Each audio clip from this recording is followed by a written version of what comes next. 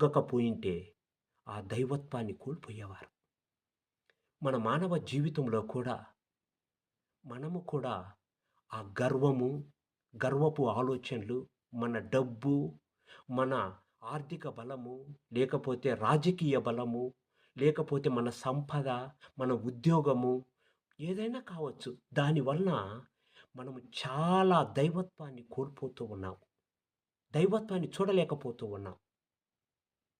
ఈరోజు ఈ పండుగ సందర్భమున మనమందరం నేర్చుకోవలసిన గొప్ప సత్యం ఏమిటి అంటే, వాళ్ళు మేధావులై ఉండి కూడా, జ్ఞానవంతులై ఉండి కూడా, వాళ్ళు తల వంచి దేవుని దగ్గర ఎప్పుడైతే ఉన్నారో, ఆ దైవత్వాన్ని చూడగలిగారు.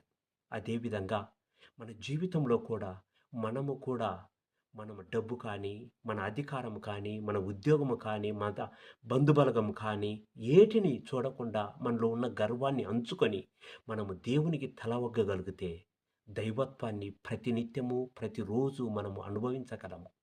కాబట్టి ఈ ముగ్గురు జ్ఞానుల వలె మనము కూడా మనములను మనం తగ్గించుకొని జీవించే శక్తిని ప్రసాదించమని మనమందరము ప్రార్థన చేసుకుందాము ఈ నూతన సంవత్సరంలో. పిత, పుత్ర, పవిత్రాత్మ నామమున ఆమేన్.